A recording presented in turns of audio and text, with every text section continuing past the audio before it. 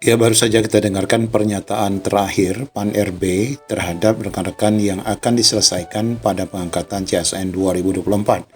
Honorer yang hanya masuk database saja tahun 2022 yang bakal diangkat menjadi ASN tahun ini. Bapak Ibu, status PTP PR1 PR2 yang kemarin sudah ikut tes wajib menyimak informasi yang akan kita sampaikan juga. Ada 2 kabar yang perlu kita ketahui terkait hal ini. Bagaimana info lengkapnya? Ikuti video ini sampai selesai. Ya, kita ketahui Bapak Ibu, pendataan non-ASN tahun 2022 ini sudah selesai dan tidak ada penambahan ya ataupun update terbaru berkaitan dengan pendataan non-ASN. Beruntunglah bagi rekan-rekan semua yang sudah ikut ya pendataan tahun 2022. Kami juga sudah memposting bagaimana cara melihat data Bapak Ibu yang kemarin pernah mengikuti pendataan non-ASN ini. Tentu saja banyak sekali pertanyaan yang masuk terkait cara mengecek ya. Nah, kami sudah memposting video ini. Nah, video ini kita bisa lihat kembali. Linknya akan kami selipkan di kolom deskripsi atau klik tombol yang di atas. Nah, di kartu video sudah kami selipkan. Nah, itu cara mengecek apakah Bapak Ibu termasuk dalam database BKN. Tentu saja ini akan kita dapati dari data website masing-masing Pemda ya.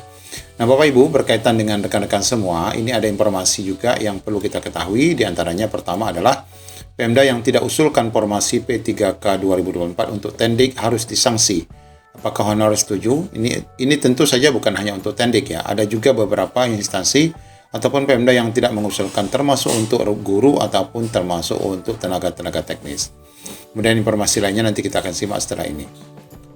Penyelesaian honorer tahun ini tidak akan tuntas, itu karena formasi 2024 yang diajukan pemerintah sangat minim. Padahal itu menjadi pintu masuk honorer menjadi aparatur sipil negara. Menpan RB Azwar Anas mengungkapkan CPNS dan P3K tahun ini dibuka sampai 1,3. Ini karena memang usulan 2,3 itu tidak terpenuhi ya. Jumlah tersebut jauh dari kebutuhan ASN yang seharusnya 2,3 juta orang. Ya, benar sekali. Menteri Anas mengungkapkan minimnya formasi tersebut karena usulan daerah yang minim. Senada dengan itu, Dirjen GTK Bu Nunuk juga telah menyampaikan tidak semua honorer bisa diangkat tahun ini. Sebab formasi yang tersedia tidak sebanyak honorernya. Minimnya usulan Pemda itu ikut dikomentari oleh Ketua Forum Tenaga Kependidikan Solidaritas Nasional, Reni SE, di mana dia mengaku khawatir karena minimnya formasi P3K 2024 dari daerah. Menurut Reni, pemerintah harus mengambil sikap tegas terhadap permasalahan ini. Bila perlu diberikan sanksi untuk Pemda yang tidak mengusulkan honorer, khususnya untuk tenaga tendik ya. Nah, ini tenaga tendik ini memang formasi baru ya tahun ini. Namun kita lihat memang dalam penyelesaiannya Pemda masih sepertinya belum peduli ya dengan tendik. Hampir setiap daerah tidak mengusulkan tendik ya, karena nomenklatur untuk tendik tidak jelas. Tapi sebenarnya sudah jelas ya, dalam Permen PAN RB 11 2024 sudah diposting juga beberapa waktu lalu. Dia berharap dalam peraturan PP nanti itu akan diperjelas secara rinci untuk tendik. Ini kita juga masih menunggu, katanya akhir April, tapi sampai sekarang belum ada PP manajemen ASN-nya. Tujuannya agar Pemda tidak ragu untuk mengusulkan formasi tendik. Selagi regulasinya tidak ada, Pemda akan bingung mengusulkan formasi untuk tendik. Akibatnya honorer tendik sulit mendapatkan status ASN. Sebelumnya dia sudah pernah bertemu dengan Menteri Anas untuk menyuarakan aspirasi tendik ini, sebagaimana disampaikan Reni juga di dalam rapat Komisi 2 DPR RI. Kemudian Bapak Ibu, seluruh honorer di dalam database diusulkan jadi P3K. Semoga mulus ya. Ini sebagaimana pernyataan PAN RB tadi yang disampaikan pada siaran pers ya BKN yang memang menyampaikan terkait skema dan tahapan pelaksanaan CSN tahun ini. Ini juga disampaikan di Yogyakarta, di mana Pemda Yogyakarta termasuk salah satu Pemda yang akan membuka pendaftaran CSN tahun ini. Pemprov DIY sendiri mengusulkan 2.944 formasi untuk kebutuhan ASN tahun 2024. Sebanyak 2.900-an itu terdiri dari 354 CPNS dan 2.500-an untuk P3K. Kepala BKD DIY Amin Purwani mengatakan, usulan ini telah disampaikan ke Menpan RB pada 30 April, jadi termasuk yang paling telat ya, DIY mengusulkan. Usulan formasi disertai dengan SPTJM, karena ini memang wajib ya. Kami sudah mengusulkan dengan surat pertanggungjawab mutlak yang ditandatangani oleh Sekda DIY, kata Amin dihubungi kemarin. Kemudian Amin menjelaskan sebanyak 354 CPNS itu diusulkan seluruhnya untuk formasi tenaga teknis. Jadi tidak ada guru, tidak ada nakes untuk CPNS. Adapun 2.550 itu untuk guru dan tenaga teknis juga ya, tidak ada nakes juga di Jakarta.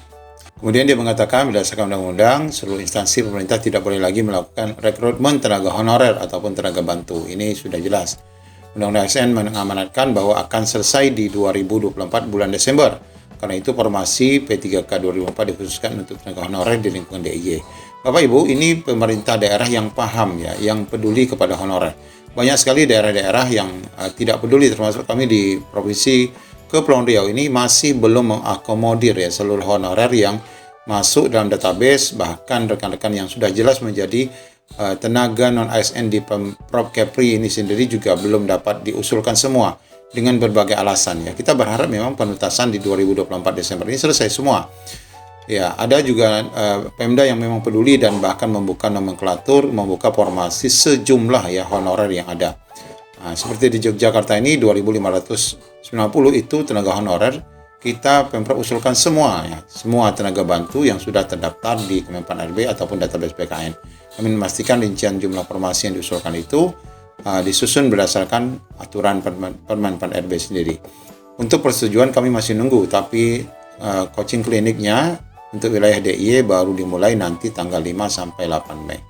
Amin menjamin tidak ada peluang untuk titipan dalam seleksi CPNS di 2024 ini di DIY dan ini akan berlangsung secara adil. Nah, ini Bapak Ibu informasi yang perlu kita sampaikan. Ya, kabar gembira tentu bagi Bapak Ibu yang sudah masuk dalam database PKN yang memang saat ini tidak ada lagi pendataan, tidak ada lagi juga pendataan ulang ya seperti dilakukan Kemenak, karena memang sebenarnya rawan juga yang dilakukan Kemenak. Ada yang mungkin tidak berhasil melakukan pendataan, ada juga yang mungkin orang-orang baru yang mungkin menitipkan nama untuk didata kembali. Demikian informasi yang dapat kami sampaikan. Assalamualaikum warahmatullahi wabarakatuh.